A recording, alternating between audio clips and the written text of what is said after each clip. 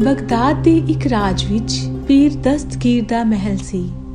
ਪੀਰ ਦਸਤਗੀਰ ਅਕਸਰ ਆਪਣੇ ਆਪ ਵਿੱਚ ਹੀ ਮਗਨ ਰਹਿੰਦਾ ਸੀ। ਇਸ ਤਰ੍ਹਾਂ ਲੱਗਦਾ ਸੀ ਜਿਵੇਂ ਉਹ ਗਹਿਰੀ ਸੋਚ ਵਿੱਚ ਹੋਵੇ। ਇੱਕ ਦਿਨ ਉਸ ਦੀ ਬੇਗਮ ਨੇ ਕਿਹਾ, ਸੁਣੋ ਨਾ। ਹਾਂ ਦੱਸ ਕੀ ਗੱਲ ਹੈ? ਕਿੰਨਾ ਵਿਚਾਰਾਂ ਵਿੱਚ ਖੋਏ ਹੋਏ ਹੋ, ਭੋਜਨ ਕਰ ਲਵੋ। ਇਸੇ ਤਰ੍ਹਾਂ ਹੀ ਚੱਲਦਾ ਰਿਹਾ। ਕੀ ਗੱਲ ਹੈ, ਤੁਸੀਂ ਇੰਨੇ ਗੁੰਮੇ ਕਿਉਂ ਰਹਿੰਦੇ ਹੋ? ਇਸ ਤਰ੍ਹਾਂ ਤਾਂ ਤੁਹਾਡੀ ਤਬੀਅਤ ਖਰਾਬ ਹੋ ਜਾਵੇਗੀ। ਕੀ ਕਰਾਂ ਬੇਗਮ, ਕੁਝ ਅਨਸੁਲਝੀ ਬੁਝਾਰਤਾਂ ਨੂੰ ਸੁਲਝਾਉਂਦਾ ਰਹਿੰਦਾ ਹਾਂ। ਪਤਾ ਨਹੀਂ ਸੁਲਝਣਗੀਆਂ ਜਾਂ ਨਹੀਂ, ਜਾਂ ਮੇਰੇ ਨਾਲ ਮੇਰੇ ਮਰਨ ਤੇ ਹੀ ਜਾਣਗੀਆਂ। ਹੇ ਅੱਲਾ, ਇਸ ਤਰ੍ਹਾਂ ਕਿਉਂ ਬੋਲਦੇ ਹੋ? ਮੱਕਾ ਮਦੀਨਾ ਦੀ ਯਾਤਰਾ ਤੋਂ ਪਿੱਛੋਂ ਗੁਰੂ ਜੀ ਬਗਦਾਦ ਪਹੁੰਚੇ। ਸਵੇਰ ਦਾ ਵੇਲਾ ਸੀ। ਮਿੱਠੀ ਹਵਾ ਚੱਲ ਰਹੀ ਸੀ। ਭਾਈ ਮਰਦਾਨਾ ਜੀ ਅਤੇ ਗੁਰੂ ਜੀ ਇੱਕ ਦਰਖਤ ਦੇ ਹੇਠਾਂ ਬੈਠ ਗਏ ਅਤੇ ਪ੍ਰਵਚਨ ਕਰਨ ਲੱਗੇ। ਭਾਈ ਮਰਦਾਨਾ ਜੀ ਰਬਾਬ ਵਜਾਉਂਦੇ ਰਹੇ ਅਤੇ ਗੁਰੂ ਜੀ ਪ੍ਰਵਚਨ ਕਰਦੇ ਰਹੇ।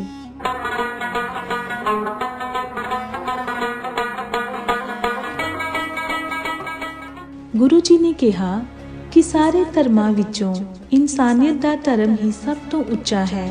ਉੱਥੇ ਖੜੇ ਕੁਝ ਲੋਕਾਂ ਨੇ ਗੁਰੂ ਜੀ ਨੂੰ ਕਹਿਣਾ ਸ਼ੁਰੂ ਕੀਤਾ, हे खुदा, की बोल रहे हो? अल्लाह ऊंचा नहीं है, अल्लाह ही सब तो ऊंचा है। हाँ, हिंदू धर्म भी किसी तो थल्ले नहीं है। भरावो, ए फकीर सही ते कह रिया है। ना अल्लाह वड्डा है, ना ईश्वर वड्डा है। इंसानियत सब तो वड्डा धर्म है। नहीं, अल्लाह वड्डा है। नहीं, ईश्वर वड्डा है। नहीं, अल्लाह वड्डा है। नहीं, ईश्वर वड्डा है। ਉੱਥੇ ਬਹੁਤ ਭੀੜ ਇਕੱਠੀ ਹੋ ਗਈ। ਕੁਝ ਲੋਕ ਗੁਰੂ ਜੀ ਦੇ ਖਿਲਾਫ ਬੋਲ ਰਹੇ ਸਨ ਤੇ ਕੁਝ ਲੋਕ ਉਹਨਾਂ ਦੇ ਪੱਖ ਵਿੱਚ ਬੋਲ ਰਹੇ ਸਨ।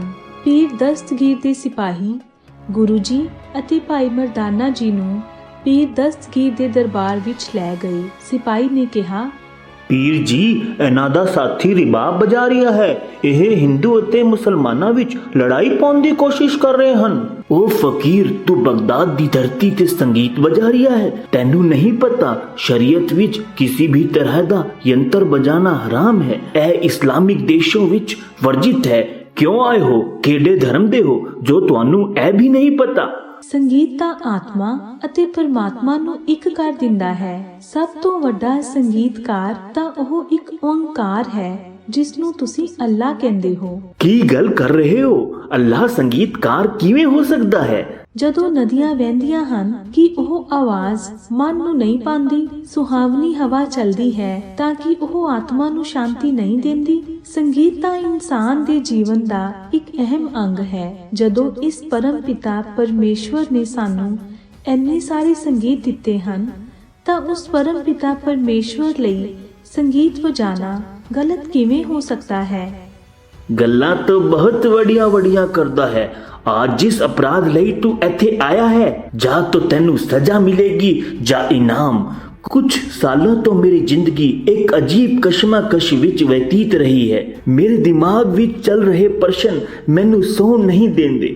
ਉਸੇ ਕਾਰਨ ਅੱਜ ਮੇਰੀ ਜ਼ਿੰਦਗੀ ਨਰਕ ਵਰਗੀ ਹੋ ਗਈ। ਜੇ ਤੁਸੀਂ ਅੱਜ ਮੈਨੂੰ ਸਾਰੇ ਪ੍ਰਸ਼ਨਾਂ ਦੇ ਉੱਤਰ ਦੇ ਦੋ ਤਾਂ ਮੈਂ ਤੁਹਾਨੂੰ ਬਖਸ਼ ਦੇਵਾਂਗਾ, ਨਹੀਂ ਤਾਂ ਤੁਹਾਨੂੰ ਸਜ਼ਾ ਮਿਲੇਗੀ। ਗੁਰੂ ਜੀ ਬੋਲੇ, ਹਰ ਕਿਸੇ ਕਾਰਜ ਦੇ ਪੂਰਨ ਹੋਣ ਦਾ ਇੱਕ ਸਮਾਂ ਹੁੰਦਾ ਹੈ। ਪੁੱਛੋ, ਕੀ ਪੁੱਛਣਾ ਚਾਹੁੰਦੇ ਹੋ? ਮੇਰਾ ਪਹਿਲਾ ਪ੍ਰਸ਼ਨ ਹੈ, ਜੇ ਖੁਦਾ ਨੇ ਇਸ ਦੁਨੀਆ ਨੂੰ ਬਣਾਇਆ ਹੈ ਤੇ ਖੁਦਾ ਨੂੰ ਕਿਸਨੇ ਬਣਾਇਆ ਹੈ? ਮੇਰਾ ਦੂਜਾ ਪ੍ਰਸ਼ਨ ਹੈ, ਖੁਦਾ ਰਹਿੰਦਾ ਕਿੱਥੇ ਹੈ? ਮੇਰਾ ਤੀਜਾ ਪ੍ਰਸ਼ਨ ਹੈ, ਖੁਦਾ ਕਰਦਾ ਕੀ ਹੈ?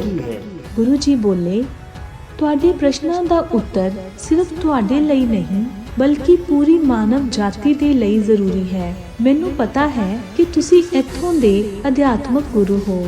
ਲੋਕ ਤੁਹਾਡਾ ਬਹੁਤ ਆਦਰ ਕਰਦੇ ਹਨ। ਤੁਹਾਨੂੰ ਹੀਰੇ ਜਵਾਹਰਾਤ ਅਤੇ ਸੋਨੇ ਦੇ ਸਿੱਕੇ ਵੀ ਮਿਲਦੇ ਹਨ। ਮੈਂ ਚਾਹੁੰਦਾ ਹਾਂ ਕਿ ਤੁਸੀਂ ਸਭ ਕੁਝ ਇੱਥੇ ਮੰਗਵਾਓ। ਪੀਰ ਦਸਤਗੀਰ ਇਹ ਸੁਣ ਕੇ ਬਹੁਤ ਅਚੰਭੇ ਵਿੱਚ ਆ ਗਏ ਤੇ ਸੋਚਣ ਲੱਗੇ, ਕਿਸ ਤਰ੍ਹਾਂ ਦਾ ਫਕੀਰ ਹੈ, ਅਜੇ ਤੋਂ ਇੱਕ ਵੀ ਪ੍ਰਸ਼ਨ ਦਾ ਉੱਤਰ ਨਹੀਂ ਦਿੱਤਾ ਤੇ ਮੇਰੀ ਦੌਲਤ ਮੰਗਵਾਉਣ ਲੱਗਾ ਹੈ। ਪਰ ਮੇਰੇ ਲਈ ਉਨ ਪ੍ਰਸ਼ਨਾਂ ਦਾ ਉੱਤਰ ਜਾਣਨਾ ਬਹੁਤ ਜ਼ਰੂਰੀ ਹੈ। ਜਿਸ ਤਰ੍ਹਾਂ ਫਕੀਰ ਕਹਿ ਰਹੇ ਹਨ ਉਸੀ ਤਰ੍ਹਾਂ ਹੋਵੇ। ਸਾਰੀ ਦੌਲਤ ਗੁਰੂ ਜੀ ਦੇ ਸਾਹਮਣੇ ਆ ਗਈ। ਗੁਰੂ ਜੀ ਬੋਲੇ, ਹੁਣ ਇਹਨਾਂ ਸੋਨੇ ਦੇ ਸਿੱਕਿਆਂ ਦੀਆਂ ਪੋਟਲੀਆਂ ਨੂੰ ਗਿਣੋ। ਪੀਰ ਦਸਤਗੀਰ ਸੋਨੇ ਦੇ ਸਿੱਕਿਆਂ ਨੂੰ ਗਿਣਨ ਲੱਗਾ। 1 2 3 4।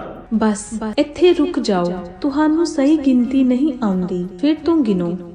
ਪੀਰ ਦਸਤਗੀਰ ਨੇ ਮਨ ਵਿੱਚ ਸੋਚਿਆ, ਸਹੀ ਤੇ ਗਿਣ ਰਹਾ ਸੀ, ਪਤਾ ਨਹੀਂ ਕੀ ਗਲਤੀ ਹੋਈ ਹੈ। ਫਿਰ ਤੋਂ ਗਿਣਦਾ ਹਾਂ। 1 2 3 4। ਬਸ ਇੱਥੇ ਹੀ ਰੁਕ ਜਾਓ, ਤੁਹਾਡਾ ਗਣਿਤ ਕਮਜ਼ੋਰ ਹੈ, ਤੁਹਾਨੂੰ ਸਹੀ ਤਰ੍ਹਾਂ ਨਾਲ ਗਿਣਨਾ ਨਹੀਂ ਆਉਂਦਾ। ਉਹ ਫਕੀਰ, ਮੈਨੂੰ ਤਾਂ ਸਮਝ ਨਹੀਂ ਆ ਰਿਹਾ ਕਿ ਮੈਂ ਗਲਤੀ ਕਿੱਥੇ ਕੀਤੀ ਹੈ। ਜੇ ਤੁਹਾਨੂੰ ਲੱਗਦਾ ਹੈ ਕਿ ਮੈਂ ਗਲਤੀ ਕੀਤੀ ਹੈ ਤਾਂ ਮੈਨੂੰ ਉੱਥੇ ਹੀ ਰੋਕ ਦੇਣਾ ਜਿੱਥੇ ਮੈਂ ਗਲਤੀ ਕਰਾਂ। ਉਸਨੇ ਫਿਰ ਗਿਣਨਾ ਸ਼ੁਰੂ ਕੀਤਾ। 1। ਬਸ ਇੱਥੇ ਹੀ ਰੁਕ ਜਾਓ। ਉਹ ਫਕੀਰ, ਹੁਣ ਮੈਂ ਕਿੱਥੇ ਗਲਤ ਹਾਂ? 1 ਤੋਂ ਹੀ ਤਾਂ ਗਿਣਾਂਗਾ ਨਾ। ਨਹੀਂ, 1 ਤੋਂ ਪਹਿਲਾਂ ਤੋਂ ਸ਼ੁਰੂ ਕਰੋ। ਉਹ ਫਕੀਰ, ਕੀ ਗੱਲ ਕਰ ਰਹੇ ਹੋ? 1 ਤੋਂ ਪਹਿਲਾਂ ਤਾਂ ਕੁਝ ਨਹੀਂ ਹੁੰਦਾ। ਮੈਂ ਵੀ ਤੁਹਾਨੂੰ ਇਹੀ ਸਮਝਾਉਣਾ ਚਾਹੁੰਦਾ ਹਾਂ, 1 ਤੋਂ ਪਹਿਲਾਂ ਕੁਝ ਵੀ ਨਹੀਂ ਹੁੰਦਾ।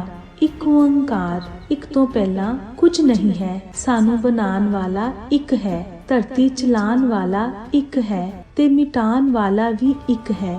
ਪੀਰ ਦਸਤਗੀਰ ਇਹ ਸੁਣ ਕੇ ਹੈਰਾਨ ਹੋ ਗਏ ਅਤੇ ਬੋਲੇ, ਉਹ ਫਕੀਰ, ਤੁਸੀਂ ਬਿਲਕੁਲ ਸਹੀ ਕਿਹਾ। ਇਸ ਤਰ੍ਹਾਂ ਲੱਗ ਰਿਹਾ ਹੈ ਜਿਵੇਂ ਮੇਰੇ ਸਰੀਰ ਤੋਂ ਕੁਝ ਬੋਝ ਘਟ ਗਿਆ ਹੋਵੇ। ਹੁਣ ਮੈਨੂੰ ਇਹ ਦੱਸੋ, ਉਹ ਰਹਿੰਦਾ ਕਿੱਥੇ ਹੈ? ਇਸਲਾਮ ਵਿੱਚ ਤਾਂ ਇਹ ਕਹਿੰਦੇ ਹਨ ਕਿ ਉਹ ਧਰਤੀ ਤੋਂ 7 ਆਸਮਾਨ ਉੱਚਾ ਰਹਿੰਦਾ ਹੈ। ਤੁਸੀਂ ਮੈਨੂੰ ਦੱਸੋ ਉਹ ਕਿੱਥੇ ਰਹਿੰਦਾ ਹੈ? ਗੁਰੂ ਜੀ ਨੇ ਕਿਹਾ, ਦੁੱਧ ਨਾਲ ਭਰਿਆ ਇੱਕ ਬਰਤਨ ਲਿਆਓ। ਜੀ ਫਕੀਰ, ਮੈਂ ਹੁਣੇ ਮੰਗਵਾਉਂਦਾ ਹਾਂ। ਦੁੱਧ ਨਾਲ ਭਰਿਆ ਇੱਕ ਬਰਤਨ ਲਿਆਉਂਦਾ ਜਾਵੇ। ਗੁਰੂ ਜੀ ਨੇ ਪੀਰ ਦਸਤਗੀਰ ਨੂੰ ਪੁੱਛਿਆ, ਤੁਹਾਨੂੰ ਇਸ ਦੁੱਧ ਵਿੱਚ ਕੀ ਦਿਖਾਈ ਦੇ ਰਿਹਾ ਹੈ? ਉਹ ਫਕੀਰ, ਇਹ ਕਿਹੋ ਜਿਹਾ ਸਵਾਲ ਹੈ? ਦੁੱਧ ਤਾਂ ਦੁੱਧ ਵਰਗਾ ਹੀ ਦਿਖਾਈ ਦਿੰਦਾ ਹੈ। ਇਸ ਵਿੱਚ ਭਲਾ ਕੀ ਹੈ? ਗੁਰੂ ਜੀ ਬੋਲੇ ਕਿ ਇਸ ਵਿੱਚ ਮੱਖਣ ਹੈ। ਹਾਂ ਫਕੀਰ, ਇਸ ਦੇ ਅੰਦਰ ਮੱਖਣ ਤਾਂ ਹੈ। ਇਹ ਤਾਂ ਮੇਰੇ ਦਿਮਾਗ ਵਿੱਚ ਆਇਆ ਹੀ ਨਹੀਂ। ਕੀ ਤੁਹਾਨੂੰ ਇਹ ਦਿਖਦਾ ਹੈ? ਹਾਂ, ਦਿਖਦਾ ਤਾਂ ਨਹੀਂ, ਪਰ ਹਾਂ ਹੈ ਤਾਂ ਜ਼ਰੂਰ। ਇਸ ਦੁੱਧ ਦੀ ਇੱਕ ਇੱਕ ਬੂੰਦ ਵਿੱਚ ਮੱਖਣ ਹੈ, ਪਰ ਇਹ ਸਾਡੀਆਂ ਅੱਖਾਂ ਨਾਲ ਦਿਖਦਾ ਨਹੀਂ ਹੈ। ਇਸੇ ਤਰ੍ਹਾਂ ਇਸ ਧਰਤੀ ਦੇ ਇੱਕ ਇੱਕ ਕਣ ਵਿੱਚ ਖੁਦਾ ਹੈ। ਜਿਸ ਤਰ੍ਹਾਂ ਦੁੱਧ ਵਿੱਚੋਂ ਮੱਖਣ ਨਿਕਾਲਣ ਲਈ ਮਿਹਨਤ ਕਰਨੀ ਪੈਂਦੀ ਹੈ ਤਾਂ ਉਹ ਸਾਹਮਣੇ ਆਉਂਦਾ ਹੈ, ਉਸੇ ਤਰ੍ਹਾਂ ਜਦੋਂ ਆਤਮਾ ਅਤੇ ਪਰਮਾਤਮਾ ਮਿਲ ਜਾਂਦੇ ਹਨ ਤਾਂ ਉਸ ਪਰਮ ਪਿਤਾ ਪਰਮਾਤਮਾ ਦੇ ਦਰਸ਼ਨ ਹੁੰਦੇ ਹਨ। ਉਹ ਫਕੀਰ, ਮੇਰੇ ਕੋਲ ਸ਼ਬਦ ਨਹੀਂ ਹਨ। ਮੈਂ ਆਪਣੀ ਖੁਸ਼ੀ ਨੂੰ ਕਿਵੇਂ ਬਿਆਨ ਕਰਾਂ? ਹੁਣ ਤੁਸੀਂ ਮੈਨੂੰ ਆਖਰੀ ਸਵਾਲ ਦਾ ਜਵਾਬ ਦਿਓ। ਉਹ ਕਰਦਾ ਕੀ ਹੈ? ਉਸ ਦੇ ਕੰਮ ਕੀ ਹਨ? ਮੈਂ ਤੁਹਾਡੇ ਇੱਕ ਇੱਕ ਪ੍ਰਸ਼ਨ ਦਾ ਉੱਤਰ ਦੇ ਰਿਹਾ ਹਾਂ, ਪਰ ਤੁਸੀਂ ਮੇਰਾ ਅਨਾਦਰ ਕਰ ਰਹੇ ਹੋ। ਨਹੀਂ ਨਹੀਂ ਫਕੀਰ, ਇਸ ਤਰ੍ਹਾਂ ਤਾਂ ਬਿਲਕੁਲ ਨਹੀਂ ਹੋ ਸਕਦਾ। ਇਹ ਤਾਂ ਮੈਂ ਆਪਣੇ ਸੁਪਨੇ ਵਿੱਚ ਵੀ ਨਹੀਂ ਸੋਚ ਸਕਦਾ। ਤੁਹਾਨੂੰ ਇਹ ਜਿਹਾ ਕਿਉਂ ਲੱਗਦਾ ਹੈ ਕਿ ਮੈਂ ਆਪ ਜੀ ਦਾ ਅਨਾਦਰ ਕਰ ਰਿਹਾ ਹਾਂ? ਜਦੋਂ ਤੁਹਾਨੂੰ ਕੋਈ ਤੁਹਾਡੇ ਪ੍ਰਸ਼ਨ ਦਾ ਉੱਤਰ ਦੇ ਰਿਹਾ ਹੁੰਦਾ ਹੈ ਤਾਂ ਉਹ ਤੁਹਾਡੇ ਗੁਰੂ ਦੇ ਸਮਾਨ ਹੁੰਦਾ ਹੈ, ਪਰ ਤੁਸੀਂ ਆਪਣੇ ਗੁਰੂ ਦੇ ਸਾਹਮਣੇ ਸੋਨੇ ਨਾਲ ਜੜੇ ਸਿੰਘਾਸਨ ਤੇ ਬੈਠੇ ਹੋ ਅਤੇ ਤੁਹਾਡਾ ਗੁਰੂ ਤੁਹਾਡੇ ਸਾਹਮਣੇ ਖੜਾ ਹੈ। ਇਹ ਅਨਾਦਰ ਨਹੀਂ ਤਾਂ ਕੀ ਹੈ? ਬਸ ਇੰਨੀ ਜਿਹੀ ਗੱਲ। ਫਕੀਰ, ਮੈਂ ਤੁਹਾਡੀ ਜਗ੍ਹਾ ਤੇ ਆ ਜਾਂਦਾ ਹਾਂ ਤੇ ਤੁਸੀਂ ਮੇਰੀ ਜਗ੍ਹਾ ਤੇ ਆ ਜਾਓ। ਗੁਰੂ ਜੀ ਉੱਥੇ ਥੋੜੀ ਦੇਰ ਤੱਕ ਚੁੱਪਚਾਪ ਬੈਠੇ ਰਹੇ। ਕੁਝ ਤਾਂ ਬੋਲੋ, ਮੇਰੇ ਤੀਜੇ ਪ੍ਰਸ਼ਨ ਦਾ ਜਵਾਬ ਦਿਓ। ਉਹ ਕਰਦਾ ਕੀ ਹੈ? ਉਹ ਇੱਕ ਪਲ ਵਿੱਚ ਰਾਜਾ ਨੂੰ ਫਕੀਰ ਅਤੇ ਫਕੀਰ ਨੂੰ ਰਾਜਾ ਬਣਾ ਸਕਦਾ ਹੈ। ਇਹੀ ਖੁਦਾ ਕਰਦਾ ਹੈ।